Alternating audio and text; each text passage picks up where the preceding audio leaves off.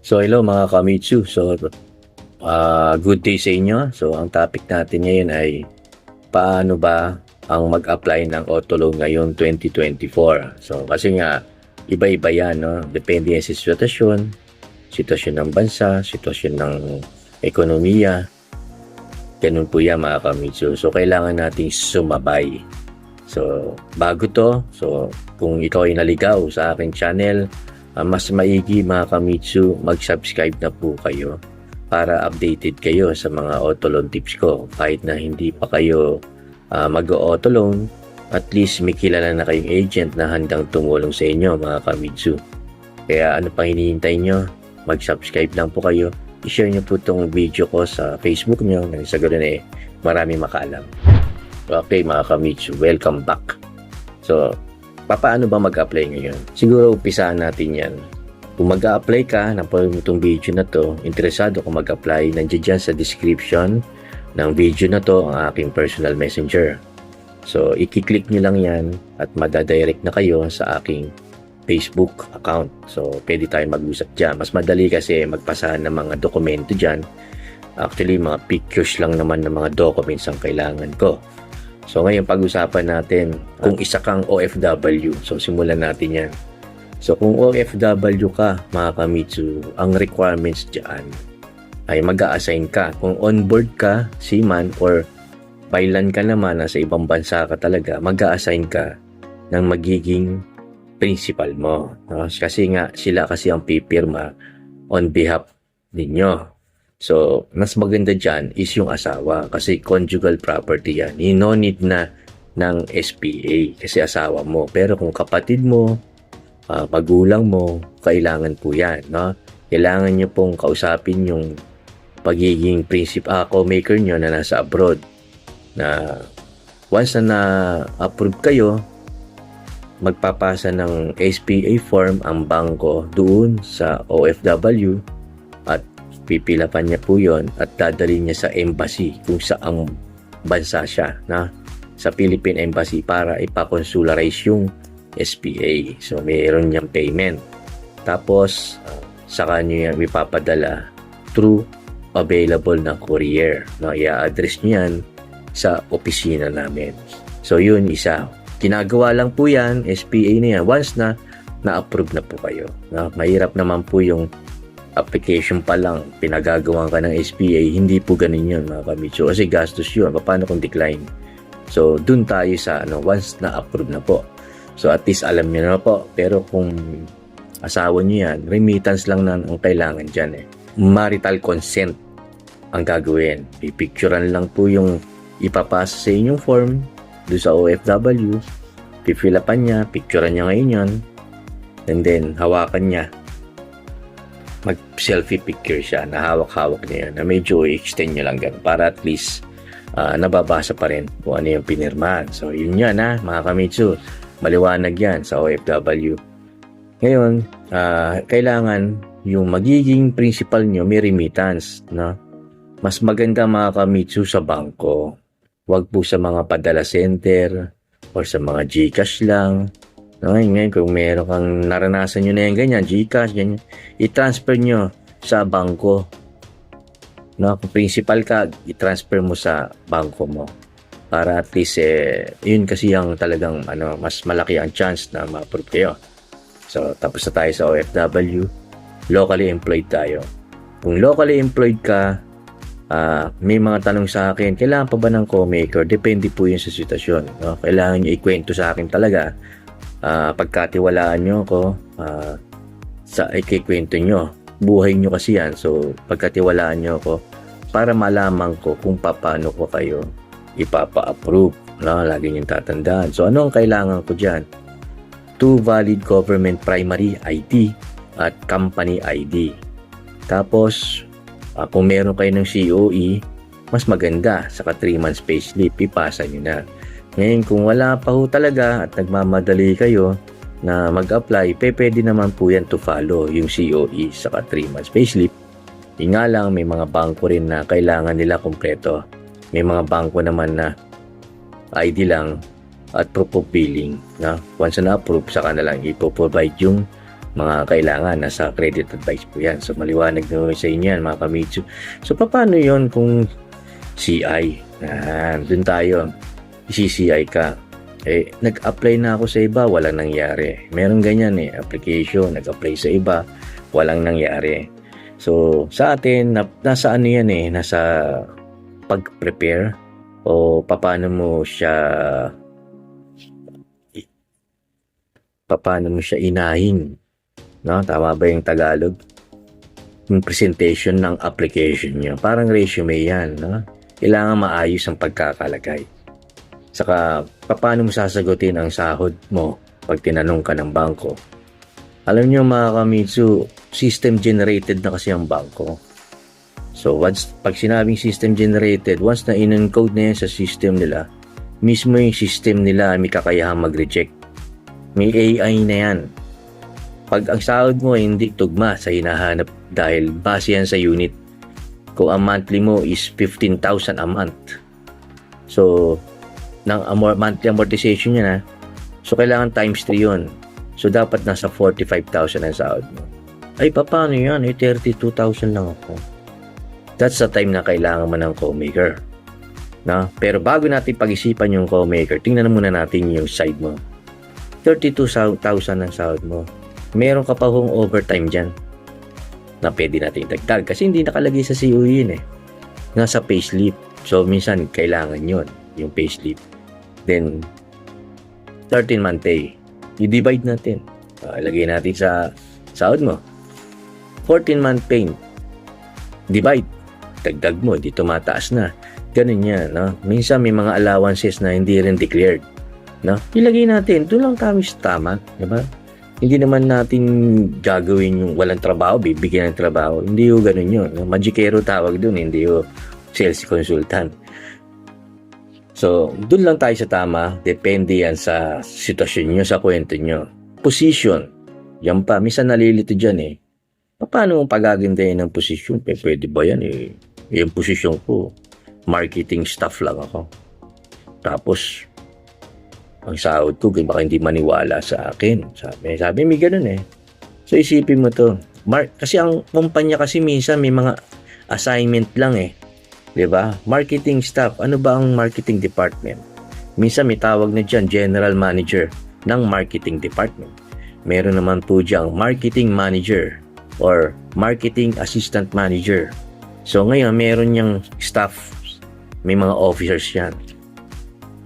Graphic designer or graphic design station. Pari ganun. Ano ka dyan? Graphic designer ako.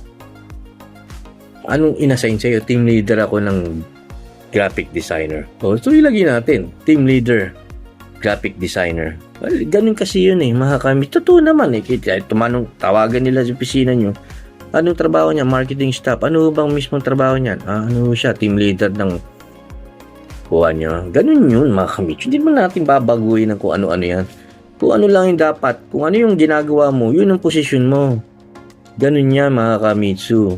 So, ngayon, nalaman nyo niya. Actually, dapat di ko yan sinasabi kasi technique yan diba? Edge ko yan So, para sa akin lang yan. Pero, hindi ko kukumpletuhin dito dahil masyado nang mahaba.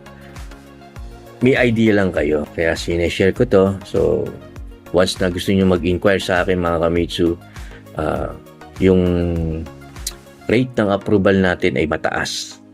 Totoo po yun. Basahin nyo itong description sa baba, makikita nyo dyan yung mga successful releases ko, mga testimonial na mga na-release ko, mga Kamitsu. Madami po sila dyan. Hindi pa ako kasama dyan yung Facebook dati, nung hindi pa ako nag-start sa YouTube. So, talagang pinag-aaralan ko ang auto loan tips ko. Hindi ito according sa base sa libro o turo ng mga trainer or kung sino man. Kasi, minsan sa isang buhay mo, marami ka nang napasukan na trabaho. So, iba-ibang kumpanya na rin po yung napagtrabahuan ko. Iba-iba rin ng line of business. So, ang huli ko is operation. So, nalalaman ko. So, pinagsama-sama ko yan mga Kamitsu. So, yan po yung technique ko. No? Base yan sa experience. Kailangan advanced tayo mag-ship. So, tapos na tayo sa locally employed. business owner. Ganun lang din naman yan. 2 valid government ID and DTI permit. No? Sabi ng iba, ang bangko, kailangan ko ng business permit. Ganyan. Mayor's permit. Base sa experience ko, hindi na hinanapan eh. No? May nakalagay, sinabi sa amin. Pero once na na-approve, DTI permit lang talaga.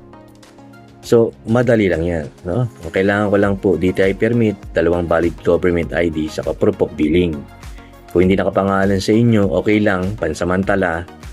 At sundin nyo na po kung ano yung nakalagay sa billing nyo na address para hindi yung nagkakalituan bandang uli. Kasi alam nyo naman na mga proof of billing, lumang address at merong new address na. So, nagbabago para at least tama yung ilalagay natin. So, pag may business ka, ito, share ko lang para may mataas ang points ninyo. I-claim nyo, no? Gawa kayo ng account sa Google. Then, i-claim nyo yun sa business suite na inyo yun para sa ganun makita rin ng bangko. Minsan, talagang tinitingnan nila yan. May mga ratings dyan ng business ninyo. And then, sa Google Maps, nakikita ka agad. Even yung number na, cellphone number na i-store nyo ron, no? Is gamitin nyo na po once na nagbukas kayo ng account sa Google para kung ano yung business niyo dyan, tawagan ka man ng bangko or ikaw ang tatawag sa bangko, lalabas yung, hindi yung number nyo, kundi yung business ninyo.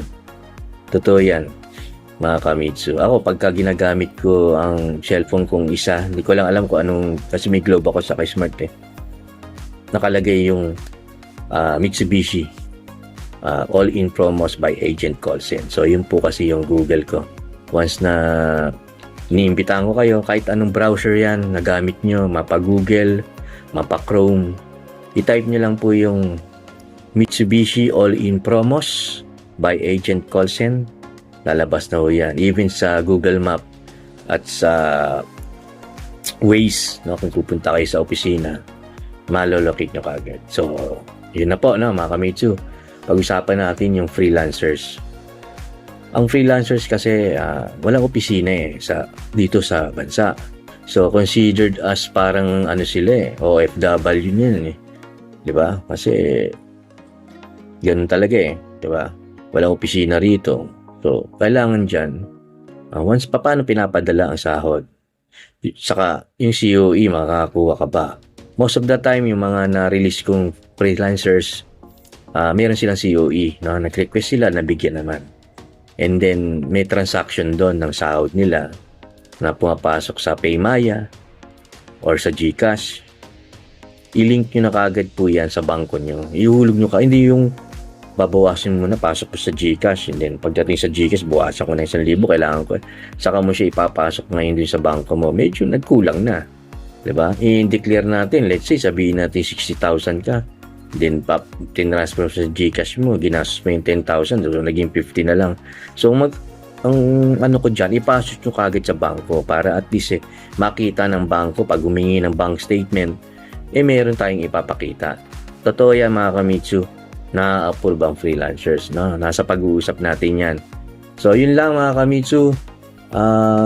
Yung regarding sa sahod, sa salary, na-explain ko na kung paano niya, at kung bitin kayo, pwede nyo kung i-message sa messenger ko.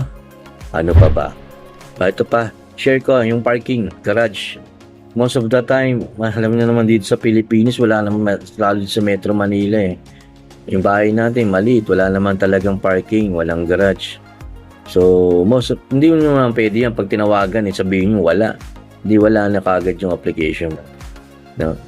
Ayun yung tinatawag na, actually hindi naman siya white lies kasi apurbahan mo muna ako. Pag nakakuha ko ng sasakyan, saka ako re-renta. Diba po? Mahirap naman kasing rumenta ka bilang di ka naman ma-approve. O hindi pa paano yun, nagbayad ka pa rin. So, mas maganda, kausapin nyo na kung ano yung re-rentahan nyo rin para at least once na may pumunta rin sa inyo, saan kami magpa-park? Ay, dun po, meron akong rentahan dun, 2.5 lang. Saan doon? Turo nyo, samahan nyo kung gusto nyo para at least makita nila na dun ka Pero pag verbal, sabihin mo meron ka talagang parking. Yun naman talaga dahil talagang mag-ipapark mo naman, hindi bago, sama-sama ipapark yan, hindi masisira lang yan talaga. So, alam ko na pwede yun. Sabihin nyo kagad, meron akong parking. Diba? Totoo naman kasi once na nagkaroon ka ng sasakyan, talagang magre-renta ka dahil puro kung diyan ka lang sa labas, uhulihin ka eh. Istorbo yun, sakit sa ulo. So, alam ko, 99% sa inyo na once na na-avail nyo yung unit, alam ko magre-renta kayo. So, kung hindi pa kayo nagre-rent, dahil nga naman wala ka pa kayong sasakyan, sabihin nyo meron na. Diba? Totoo naman yun. Diba? Once na-approve ka naman, magre-rent ka. Ito pa, isasama ko na rin to mga kamitsu dahil marami pong nag-apply sa ibang branch at ibang dealer na OFW, pero yung OFW is kapatid lang ng principal or magulang lang yung principal or baka hindi nakakuha or walang time para kumuha ng SPA sa nakahang lang hanggang sa hindi na na-release, na-cancel na yan dahil may validity ang approval. Pag sa akin po mga kamitsu, nakapag-release kasi ako niyan, no? Wala nang SPA. No? May paraan kasi dyan mga kamitsu, kaya kung gusto nyo malaman, nandiyan dyan yung description ko, basahin nyo lang yan, yung messenger ko nandiyan dyan. Tuturuan ko kayo, i-apply nyo sa akin mga kamitsu, kaya natin gawa ng paraan yan. Mali kasi yung yung ginawa, no, dun sa previous nyo, hindi masyado na ikwento. Yun po yung sinasabi ko sa inyo, na ikwento nyo dapat sa akin or sa agent nyo. Para at least malaman din yung tao. Katulad niya, nasayang yung application, na-approve, hindi seaman pala, no? On board, nasa barko eh.